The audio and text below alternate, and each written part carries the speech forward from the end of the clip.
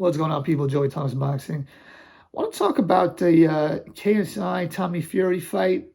And on that same card, you had the Logan Paul versus Dylan Dennis fight. So first off, with the main event, thought it was a pretty bad main event, pretty weak fight. Not a very good fight.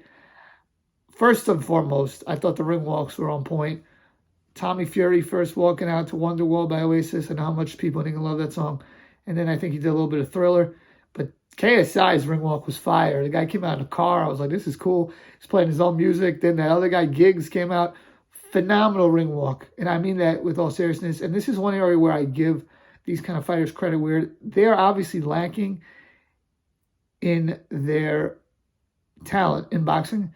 But what they are not lacking in, which many of the talented fighters, the more talented fighters, are lacking in, is their entertainment ability and their ability to string a narrative and make themselves liked or disliked based on their personality. That is something that a lot of top fighters are unable to do. So I give KSI credit for getting this many people, and Tommy Fury and Logan Paul and Dylan Dennis, to the fight, whether that's in person or pay-per-view. At the end of the day, you can make fun of them, maybe not being the greatest boxers, but they are getting people interested. And people want to see it at the end of the day. You can't knock it. So the fight happens.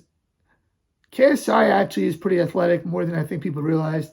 He's fast. He's got explosiveness, much more so than Jake Paul. He's got the length.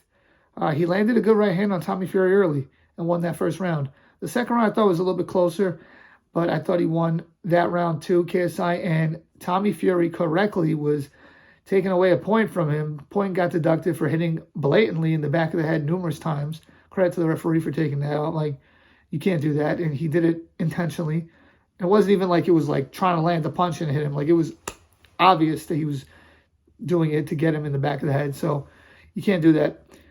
But then at that point, I just didn't really see KSI do anything to make me feel like he won that fight. And to me, in the third round, it was clearly Tommy Fury. The fourth round was a little bit closer, but I thought Tommy Fury won. Round 5, clearly Tommy Fury. Round 6, clearly Tommy Fury. I know that a lot of people are saying that KSI was robbed, but I'd say, how could KSI or other people say he got robbed when he literally didn't do anything the last 4 rounds? All he did was hold. The guy was breathing heavy out of his mouth. His mouth was wide open like this. Breathing heavy. It's like, this guy's a 2-round fighter.